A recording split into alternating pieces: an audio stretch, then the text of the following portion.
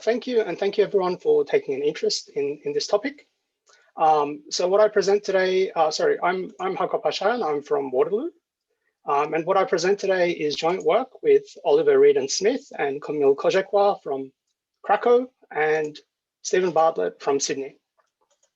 Okay, so the task we focus on today is vulnerable probability estimation. And for this, it's helpful to have this circuit in mind, which should be read from right to left. So we start with an n-qubit system in the zero state, and we apply a sequence of gates. The gates we're allowed to apply are Clifford, or these T5 gates, which are arbitrary Z rotations with an angle in this interval. And I should say this is a universal gate set. So after applying T of these non-Clifford gates and this circuit, in order to specify a vulnerable probability, we have to specify an outcome of interest. So we measure the first W qubits in the computational basis, and we're interested in seeing the vulnerable probability for some specified outcome X. And to get that, we project and discard these first W qubits onto X, and we're left with this unnormalized quantum state. And the squared 2 norm of this state is our vulnerable probability of interest. The task is to classically estimate this quantity. And I should say this has practical applications, but I'm not going to go into them here. So we're going to present a suite of algorithms, which are the new state of the art for this task. So first off, the input data should be passed to our compress algorithm, which will produce circuit-specific analysis of the circuit information. And the first thing it might do is straight away tell you that the vulnerable probability you're looking for is exactly 0. And if it does that, the task is solved. Otherwise, it'll output an integer r. And if r is large, one should use our compute algorithm because this will be faster. And compute will exactly compute the vulnerable probability to machine precision. Alternatively, if r is small, then we're in the harder case, and one should use our feature algorithm called estimate. And estimate will produce an additive precision estimate of the vulnerable probability. And it'll make use of a key subroutine, which we call RAWESTIM, in doing so. So I should say that all of our algorithms are available at this link for you to explore. And the main focus of this talk is to introduce you to these algorithms. Okay, so first, our compress algorithm. The first key step in this algorithm is to convert the input circuit into a Clifford circuit via this process called gadgetization, where we essentially add an additional register of T qubits, one for each of these T gates.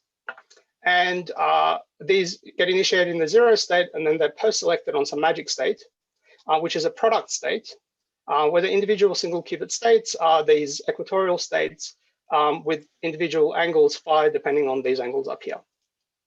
Okay, so in doing this, we're able to rewrite the vulnerable probability, which was the square 2 norm of this, in terms of the vulnerable probability of the output state here, up to a constant.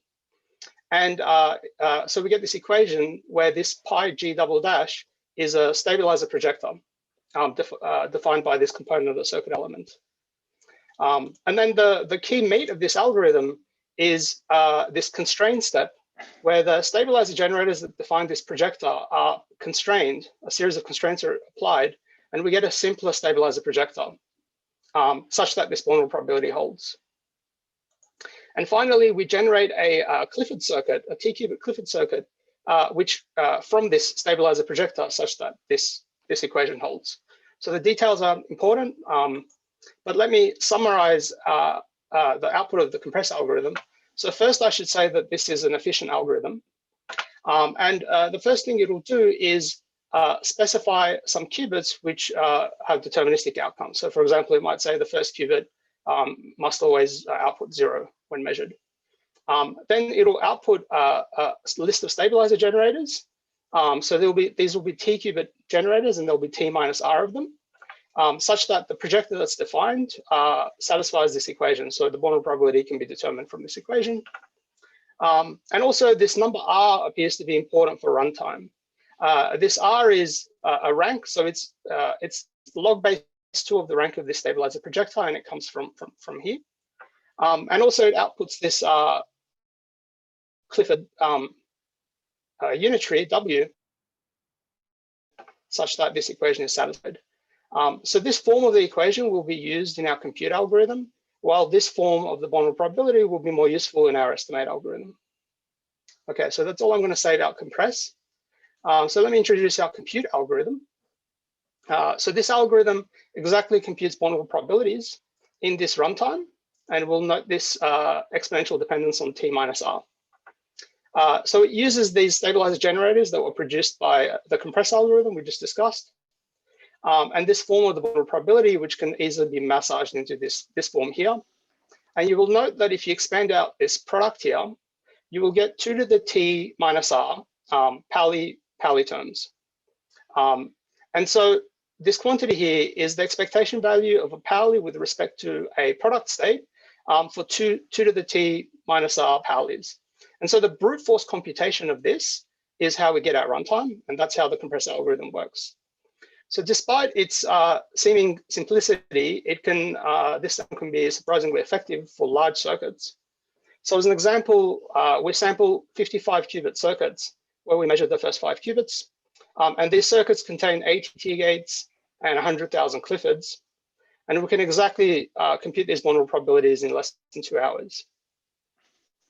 And the reason why we're able to do this is essentially because of the behavior of R. So R is in this range, where its maximum value is the minimum of the number of non-Clifford elements and the number of non-measured qubits. And what we find from our simulations is that R tends to concentrate near its maximum for high Clifford count random circuits. And so here is an example of such a simulation. We generated 1,000 random circuits with these circuit parameters, and we find that all 1,000 of them have a T minus R that's less than 5. And so despite the size of these circuits, this exponent here can be quite small, allowing us to have very fast runtimes. Okay, that's all for compute. So now I want to talk about RAWESTIM, which is this important sub-procedure in our feature algorithm estimate.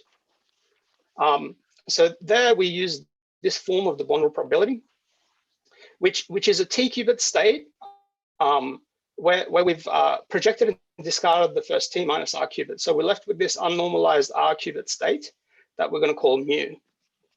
And so I just want to paint a picture of the key kind of concept behind this algorithm. So what we do is for every bit string y, we define the stabilizer state psi y and a product distribution qy, such that the expectation value of psi y with respect to this distribution is mu. So in other words, if we independently sampled a psi y, this would be an unbiased estimator of mu. And then we show and use this concentration inequality, which is based on a result from Hayes, which really is the workhorse of this sub-procedure. So there we say, if you independently sampled these psi y's s times and formed this sample mean, which we'll call psi bar, then this equation, this inequality, tells us how quickly this outer product concentrates to this outer product, this projector here, in the trace norm.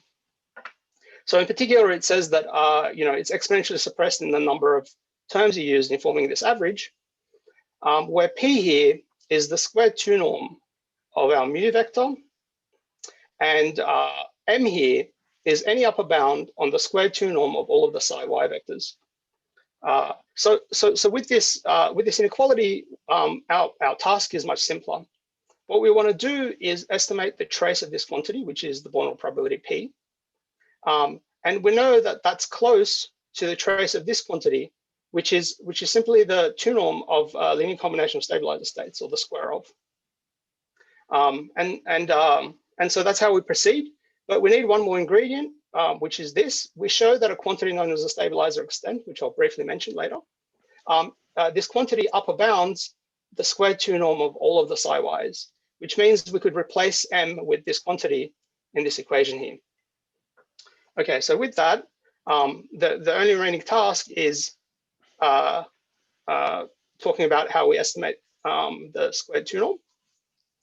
And luckily, there's already a excellent algorithm out there, courtesy of Bravey and Gossett, which is known as the Bravey-Gossett fast norm estimation algorithm, which does exactly this. It estimates the vulnerable, the squared 2 norm of linear combinations of stabilizer states, and this estimate is our final output of this RAWESTIM sub-procedure. So I've swept a whole bunch of details under the rug, and I don't really have time to talk about how, for example, these psi-Ys were constructed, but I should mention that we use something called the CH-form, which was courtesy of this paper by Bravey et al., which is a phase-sensitive way of manipulating stabilizer states. And we do some tricks that improve runtime, and also we contribute to the CH-form by showing how it can be factorized.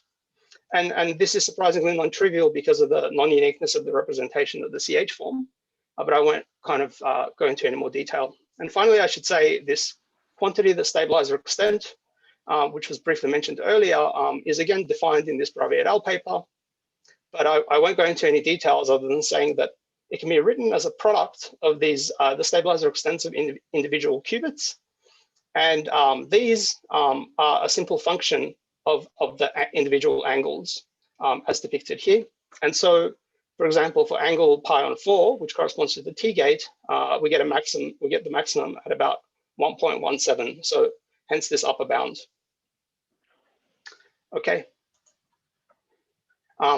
So to summarize this RAWESTIM sub-procedure, for a given S and L, it computes an estimate of the vulnerable probability with this runtime here, such that for any additive error you choose, the estimate will be within that additive error with this failure probability.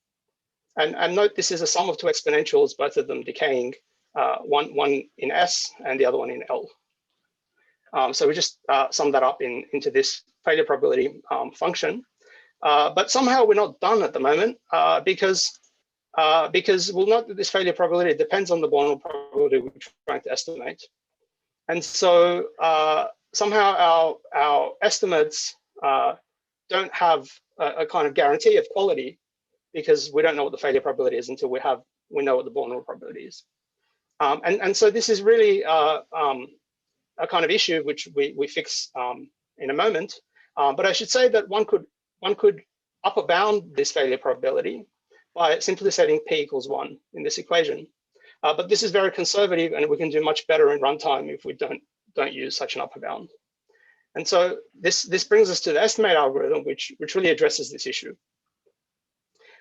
So the estimate algorithm produces an estimate that satisfies the additive error and failure probability requirements that you choose. And it works by iteratively making calls to this RAWESTIM algorithm and getting these estimates and using these estimates to produce tighter and tighter upper bounds in the vulnerable probability until it kind of learns enough and can herald that it's achieved this accuracy and can stop. So I want to just paint a picture of how this works at a very high level. The key is kind of this function, and it has these inputs. So this input T here can be thought of as a runtime budget that we allow RAWESTIMate to have. So it's a maximum amount of runtime that RAWESTIMate can use. And this delta total is kind of a maximum failure probability that we allow in producing this estimate. This function also depends on the vulnerable probability. And it's defined as the minimal achievable additive error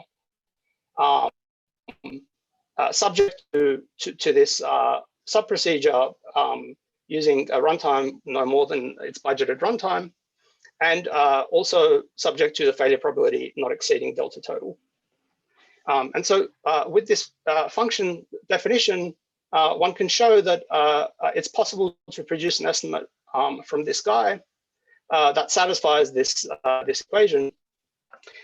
And a key step in showing the performance of estimate is our ability to show that this function is actually monotone increasing in P, in the vulnerable probability. So with that, I'm going to kind of sketch an idea that doesn't work and then hopefully fix it. So the idea is we're going to do multiple rounds of a procedure, what we call this RAWESTIM, and the round number is K. So in each round, we're going to start with a very low budget runtime, And in each round, we're going to double that budget. So very quickly, the runtime budget is going to increase. It's going to increase exponentially in the round number.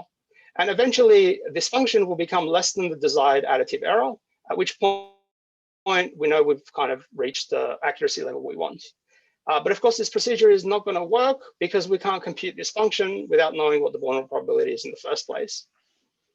So we try to remedy this by putting in an upper bound, a current known upper bound for this vulnerable probability, and using the fact that since this is a monotone increasing function in P, this will be an upper bound for the error. And we have to kind of fiddle with this failure probability to make it round dependent in order to make things work, but that's a detail. So the key is we start with a vulnerable probability upper bound of 1 on our first iteration. And then in each subsequent iteration, we have a central estimate of the vulnerable probability, and we have an upper bound on the errors, the additive error that might have occurred. And so the sum of these gives us an upper bound for the vulnerable probability, a new upper bound. And by iterating, we keep getting tighter and tighter upper bounds. And we choose these failure probabilities in this way, such that the sum over all rounds will always be less than the total failure probability. And so by the union bound, no upper bound will fail with high probability. Okay, so here is some statistics from actually running estimate on a real circuit. These blue triangles here show the upper bound of the vulnerable probability, starting at 1 and then very quickly decreasing to the true vulnerable probability. So they become tighter and tighter upper bounds of the true vulnerable probability. And these red dots here are the central estimates produced in each round. And we see the spacing is because of the runtime, because of the doubling of the runtime budget. And on the right-hand side here, we see the additive errors start very high because they're very conservative and quickly reduce. Eventually, the additive errors will become below the desired additive error, epsilon total, at which point the algorithm heralds that it's achieved the desired accuracy and can output the central estimate in that round as the final estimate. Okay, so to summarize, this estimate algorithm gives these vulnerable probability estimates for a desired additive error and failure probability. But now this dependence that was previously there, that the failure probability dependence on the vulnerable probability is now has now been removed, but it's actually shifted into the runtime. So now the runtime depends on the vulnerable probability and is probabilistic. We address this a little bit by using this runtime algorithm. So we introduce the runtime algorithm, which gives a probabilistic upper bound of the runtime of this estimate algorithm as a function of P. So you can have some idea about how long your algorithm will take to run before you run it. And so this figure here, this red zigzag line is the upper bound on the runtime of estimate as a function of the vulnerable probability is P. These black points here are the actual runtimes of estimate on circuit data, so different circuits corresponding to different vulnerable probabilities. And just to give you an idea, this bottom point here is corresponds to roughly 8 minutes. So note the y-axis here is actually in terms of elementary operations as opposed to actual time. And finally, I should say this blue line here is the optimal runtime one could achieve if you could tune the sub-procedures parameters, knowing what the vulnerable probability is, which you can't know. So it's kind of this minimal ideal runtime.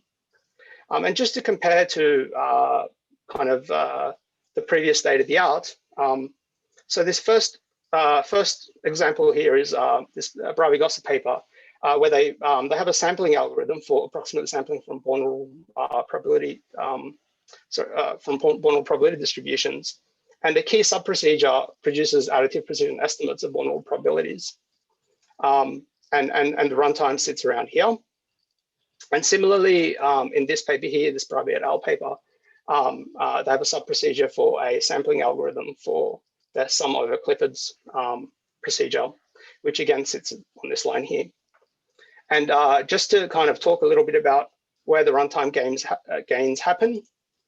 So they kind of can be broken into two components.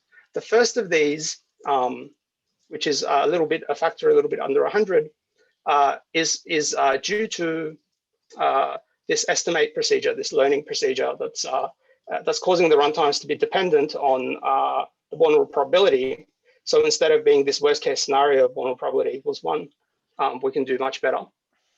And the second component is because our runtimes depend on a quantity r cubed, as opposed to these runtimes which depend on either n cubed or t cubed, and which leads to a factor of a little bit over 100 improvement.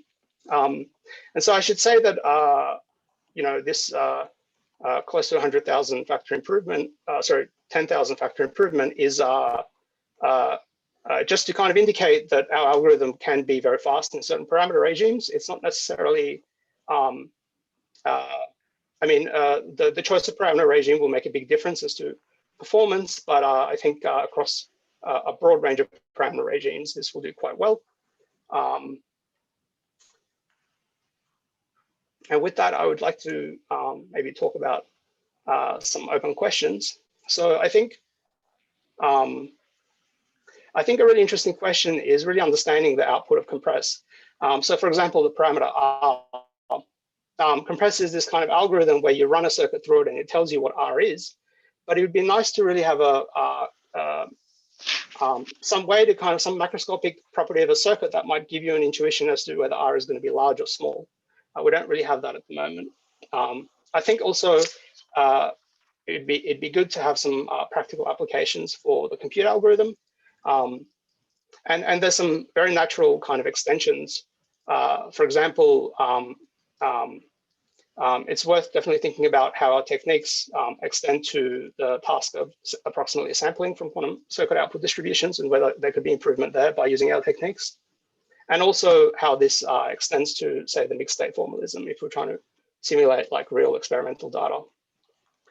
So with that, I'd like to end and open for some questions. And thank you all for your time. Thank you very much, Hakop. Let's go to some questions. Philippe Montiel Mora asks, he says it's an almost cliche question. Is there hope for extending the algorithms to relative error estimates? That's a good question. I mean, I would say certainly I wouldn't think so. I mean, they're dramatically different regimes. So, I mean, first of all, I guess maybe I should say that, the compute algorithm is machine precision, which is better than relative. So I guess some of it already applies in that regime. But the estimate algorithm is kind of dealing with what I think are the hardest cases. They're the kind of rare hard cases. And, I think there's, we know that it's very hard to do relative error estimates. So we expect that there's going to be runtime gains in doing additive error, which is why we're doing this, why we're actually exploring this regime, because we think there's practical questions that additive error estimates can address that, and there's going to be a runtime gain in focusing on that rather than trying to do relative error, which is just too slow to address those questions. So I hope that answers your question, Felipe. Okay, pardon me. I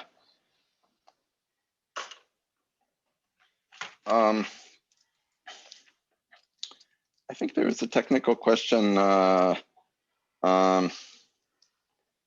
was maybe answered. Well, let's go to it. On slide 11, Odante Ben-Sibenja asks, on slide 11, it looks like the estimated P starts very close to the correct P. So at least based on that example, the runtime looks much higher than necessary. Does the main bottleneck come from the difficulty in upper bounding P? Well, I think, so this is a single run. And looking at data from other runs, the estimated P can be quite large. And I should also, I mean, also, I guess this is a log scale. So, you know, these might be really look really close, but when you zoom into, you know, anything that's like reasonable precision. So I think here we're looking for 5% additive error in the probability. You might find that these are pretty big. And certainly I've seen some examples where you're getting, you know, order 10% error. But I guess, you know, in part, this question is also answered by looking at what is optimal. So this blue line is kind of the optimal accuracy that one could produce using this sub-procedure. And certainly, at least for these low probability circuits, one can do much better. I mean, in fact, this estimated algorithm will perform much better if the additive error requirement was set to something lower. So in this case, it's 5%. And so you see the way this curve starts to depart from this when we get to below 5%. And so it would keep kind of parallel or close to this blue curve if the additive error was required to be smaller. But I think maybe hopefully this curve gives you an idea of how far we are from optimal in performance. So we are not at optimal, but we're only within a factor of say 100 or less from optimal. With respect to this particular sub procedure, though, I should say, which is maybe the best we know at the moment. I have another question from Richard Koeng. Very nice work program. Do you have an idea of how your simulation package compares to other classical simulation techniques like MPS, maybe it's matrix product states, or general purpose simulators? Oh, that's a good question, Richard. I don't know. I haven't thought about how it compares to MPS. I mean, we've compared to, you know, other algorithms like you know, these quasi-probabilistic simulators which do produce additive precision estimates of ordinal probabilities, and we've compared to, you know, these stabilizer rank-based methods. But I haven't thought about MPS, so definitely be worth thinking about.